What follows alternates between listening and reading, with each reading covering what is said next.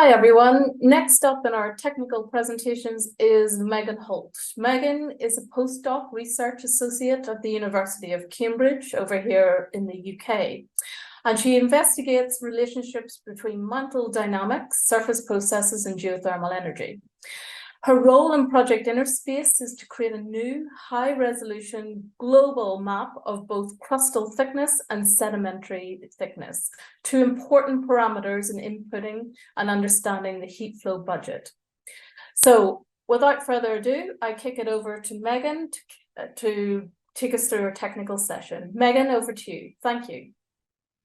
Hi everyone, I'm Megan Holdt and I'm a Postdoctoral Research Associate at the University of Cambridge.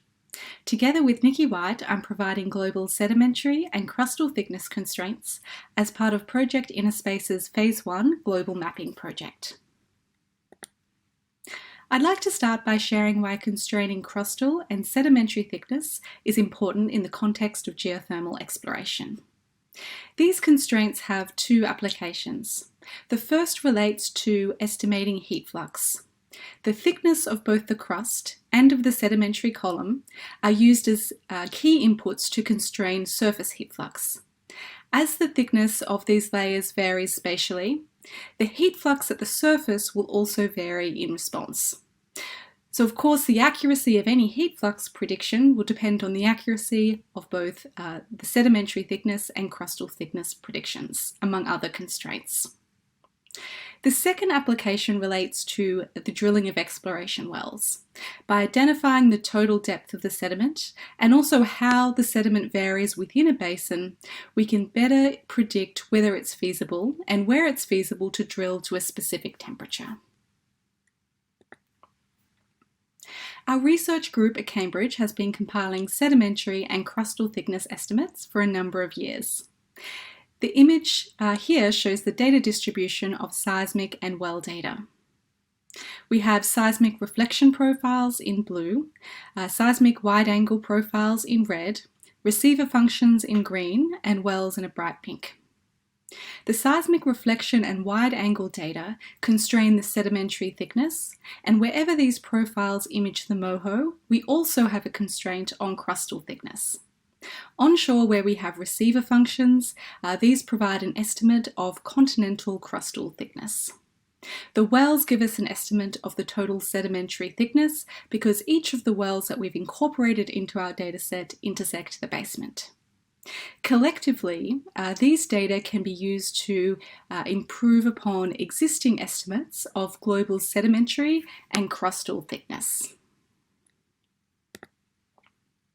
Today, I'd like to share an example of the data distribution in the Karoo Basin in South Africa. And this region is highlighted with a black rectangle.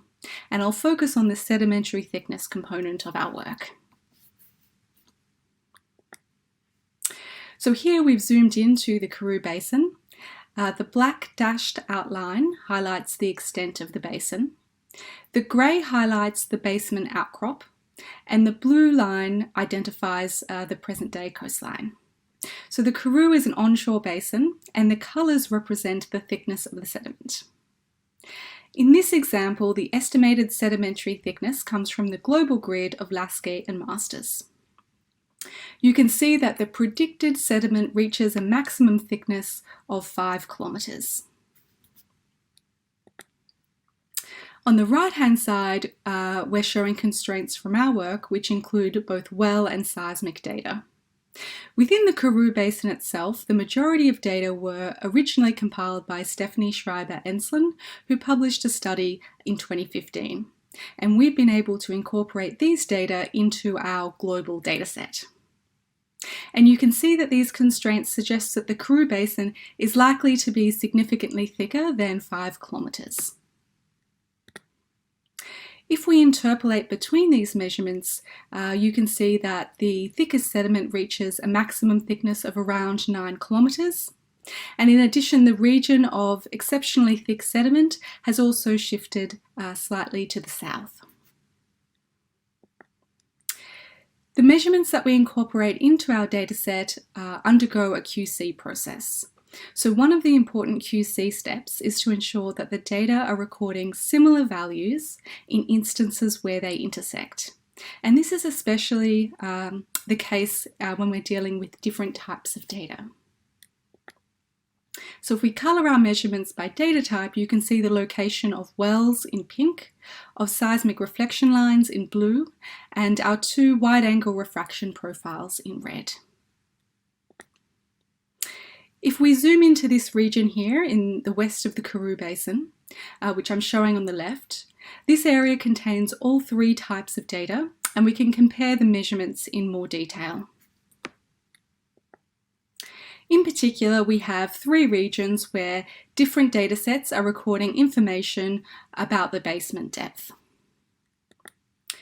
When we look at the sedimentary thickness measurements, we can see that the values are very similar.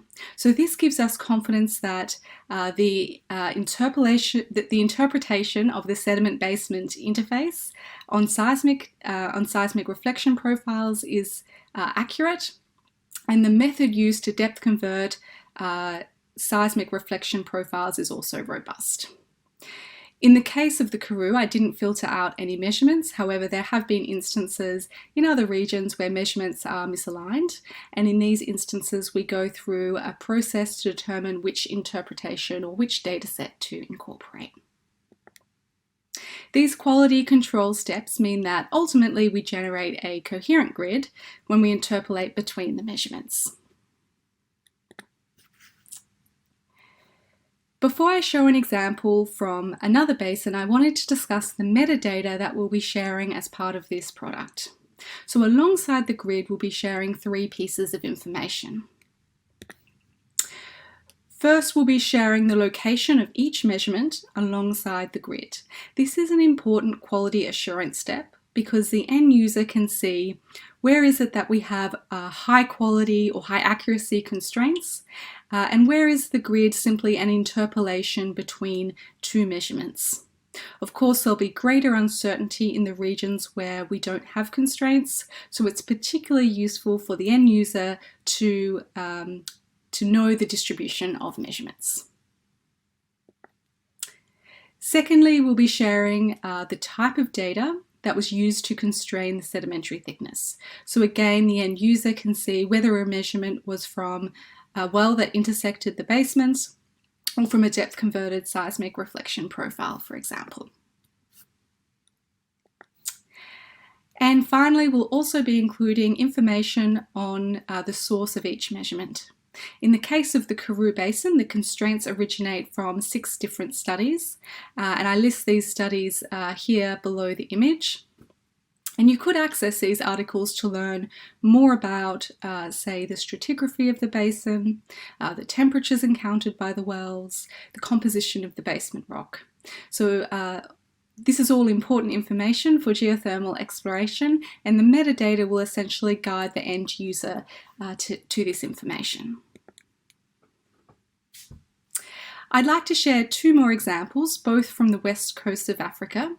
First, we'll look at the Kwanza Basin, and then we'll move north to the Gabon Basin. So here I'm showing 2 predictions of sedimentary thickness from the Kwanza Basin. On the left-hand side, we have the existing global sedimentary thickness model, and on the right-hand side, we have our updated prediction. Again, the grey region is the basement outcrop, and the blue line is the modern-day coastline. So the existing global grid would suggest a gradual thickening of the sediment towards the west as we approach the coastline, reaching a maximum thickness of 3 to 4 kilometres. When we look at the image on the right, we can see a few things. Firstly, we see much more variability in the thickness of the sediment. And in particular, there are specific regions where the sediment is in excess of 4, even 5 kilometres. These regions aren't at the coastline, but rather they're significantly further inland. And mapping out this complexity is essential for understanding variability of heat flux within a basin. I'd like to show one final example. Here we're moving north to the Gabon Basin, still on the west coast of Africa. So on the left, we see a gradual thickening of the sediment as we approach the coast, not dissimilar to the Kwanza Basin. And on the right-hand side, we see a different distribution of sediment. The seismic suggests that the basin can actually be divided into two regions by a significant horst block. In fact, the USGS basement outcrop map actually identifies basement at the surface in this location. So knowledge of this horst block is both geophysical from seismic profiles and also geological from the mapped basement outcrop. As we move towards the coast, we can see that the sediment reaches up to 8 kilometres in thickness in the region of the seismic profile. However, there are also a significant region that's unconstrained. As a result, we've also incorporated seismic reflection profiles on the continental shelf and beyond. Often what we see onshore in terms of sedimentary thickness is a subset of a much broader and more extensive sedimentary system. So interpreting the offshore seismic can give us an indication of the distribution and potential thickness of the adjacent onshore sediment. In areas where we're lacking seismic and well data, we may use depth to basement constraints from gravity and magnetic inversions. And if this were the case, the metadata would be clear that this was the method used to constrain the sedimentary thickness in this particular region. So to summarize our approach, firstly, it's data-driven. We're using well and seismic data as constraints. And we can see from the examples shown today that this significantly improves upon existing predictions of sedimentary thickness. It's also quality controlled, so all of the measurements have undergone a QC process before we incorporate them into the database. Both the data-driven and QC aspects of this work mean that we're creating reliable and systematic global data sets. And together with the other data sets as part of the global mapping project, this will remove some of the pre-processing time for machine learning applications. Our grids will also be easy to interrogate because the measurement locations and other metadata will be included alongside the grids. And finally, as with all of the products from the global mapping project, this work will also be open source. I'd like to finish by highlighting the data that we've compiled to date. Firstly, we have 1,000 wells. This data set is focused on Africa, which is the initial focus of the global mapping project. So I anticipate that this data set will grow considerably as we look to other parts of the world. We also have 15,000 seismic measurements. Our sources of data are both academic and from industry. So we've used over 250 academic studies to date and 300 proprietary seismic profiles. If your organisation would like to contribute data to this project, please reach out to me or to Helen Doran, and we'd be very happy to incorporate your data into the global mapping project.